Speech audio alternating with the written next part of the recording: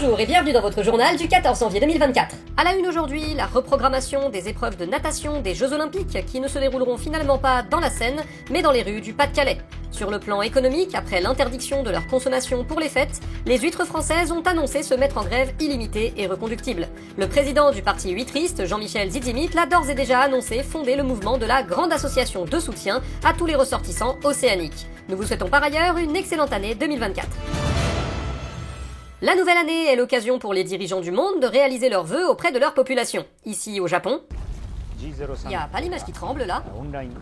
Ici en France. Mais comment je vous ai niqué? Je vous jure, j'en reviens pas moi-même. Et ici au siège du Rassemblement National. L'événement politique de la semaine, c'est évidemment le limogeage. La démission de la première ministre Elisabeth Borne. Elisabeth Borne, bonjour. Votre remplacement à Matignon, c'est pas tellement une surprise après une année 2023 mouvementée. Quel est le bilan que vous tirez de cette séquence? Écoutez, j'ai été nommé pour accomplir ma mission par le président de la République, et je m'y emploie avec méthode et responsabilité. Attendez, j'ai pas bien compris. Vous avez besoin que je répète la question? Écoutez, j'ai été nommé pour accomplir ma mission par le président de la République, et je m'y emploie avec méthode et responsabilité. Vous l'avez déjà dit ça. Écoutez, j'ai été nommé pour accomplir ma mission par le président de la République, et je m'y emploie avec méthode...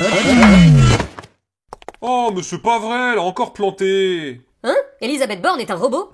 Pardon, vous en doutiez? Non, maintenant que vous le dites. Normalement, il faut remplacer le modèle tous les 3 ans, mais son propriétaire l'a tellement utilisé qu'elle est déjà au bout du rouleau. Ah, bah voilà, c'est encore le fusible qui a grillé. Ouais, y a plus qu'à la mettre au recyclage, là, hein. Quinquennat écologique. La nomination de Gabriel Attal au poste de Premier ministre, c'était l'annonce inattendue de mardi dernier. Une annonce qui a su créer l'effervescence dans tout le pays. C'est justement le sujet de notre micro-trottoir. Bonjour, que pensez-vous de la démission d'Elisabeth Borne? La démission de qui? Bonjour, la démission de la première ministre et la nomination de Gabriel Attal, vous Mais je m'en fous, vous voyez pas qu'on caille? Et la nomination de Gabriel Attal au poste de Premier ministre, votre point de vue? Ah ouais, Gabriel Martial, c'est le mec qui a fait... Attendez... Pour l'entretien du jour, nous retrouvons le président de la République, Emmanuel Macron, et son nouveau Premier ministre, Gabriel Attal. Bonjour. Alors, excusez-moi, mais j'ai du mal à différencier qui est qui. Ah oui, c'est parce que Gabriel est sur un réhausseur. Descends de là, tu seras gentil. Alors, la nomination de Monsieur Attal a suscité la surprise, du fait notamment de son jeune âge. Est-ce que vous pouvez nous éclairer sur votre décision? C'est parce qu'il est gay. Pardon? Gabriel, il est gay. Et alors?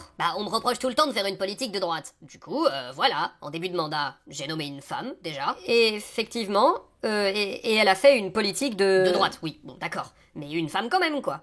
Et là, après avoir nommé la deuxième femme, je nomme le premier mec gay. Si ça, c'est pas progressiste. Et du coup, ça indique que derrière, vous allez faire une politique de... De droite, oui. Non, ça change pas. Mais vous voyez, le « en même temps ». Je vous avoue que là, pas trop. Le « en même temps », c'est en même temps du marketing de gauche et une politique de droite. Chaque chose est à sa place, tout est bien ordonné. Et du coup, faire une politique de gauche, c'est...